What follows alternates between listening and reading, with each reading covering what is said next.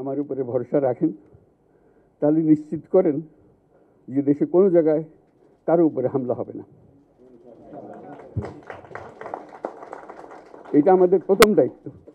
এটা যদি আমি করতে না পারি, এটা আমার কথা যদি না শোনেন আপনারা, তাহলে আমার প্রয়োজন এখানে নাই। আমাকে বিদায় দেন, আমি আমার কাজে থাকি, সেখানে আমি ব্যস্ত থাকি। যদি আমাকে প্রয়োজন মনে করেন, তাহলে আমাকে প্রয়োজন মনে করলে আপনাদেরকে দেখাতে হবে যে আমার কথা আপনারা শোনেন।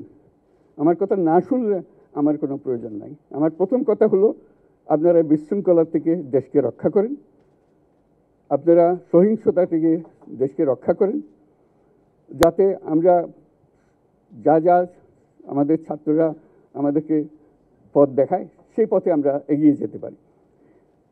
এটা একটা খুব সুন্দর দেশ হতে পারে, বাংলাদেশ একটা খুব সুন্দর দেশের সম্ভাবনাময় দেশ। কাজে এই সম্ভাবনাগুলোকে আমরা নষ্ট করে দিয়েছি। এখন আবার সেই বীজতলা আবার তৈরি করতে হবে, আবার আমাদেরকে জেগে উঠতে হবে। তারাই এই বীজতলা তৈরি করবে, তাদের হাত দিয়েই হবে, এবং তাদের দিকে আমরা তাকাবো, এবং আমরা তাদের নির্দেশ মতে আমরা অগ্রসর হব।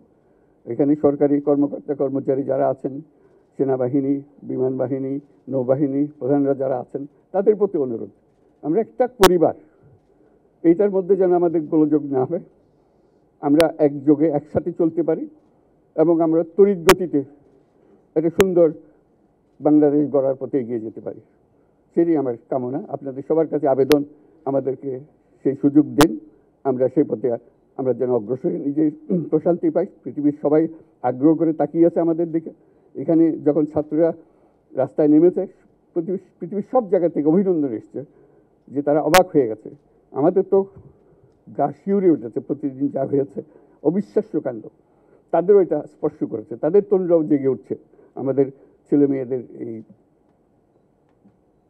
অভিজ্ঞতা থেকে, তাদের এই সংবাদ থেকে তারাও চোখ জেগে উঠেছে আমরা কি করতে পারি। কাজে আমাদের কাজ হবে এগুলো সম্পূর্ণ করা।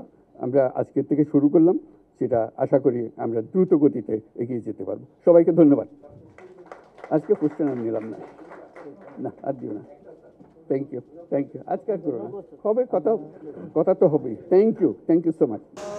রাষ্ট্রীয় অতিথি ভবন যমুনার দিকে রওনা দিয়েছেন কার্যকারী ভবন, সেটি কিন্তু এই মুহূর্তে আমাদের সামনে দিয়ে অতিক্রম করছেন, এবং যে উৎসুক জনতার ঢল নেমেছিল, সেই উৎসুক জনতার ঢল কিন্তু স্লোগান দিচ্ছেন। এই মুহূর্তে আমার সামনে যে গাড়িটি দেখছেন, সেই গাড়িতে করেই বেরিয়ে গেলেন ডক্টর মোহাম্মদ ইউনূস, এবং তার গাড়ি বহর কিন্তু এই মুহূর্তে ছুটে চলেছে, সেটি আপনাদেরকে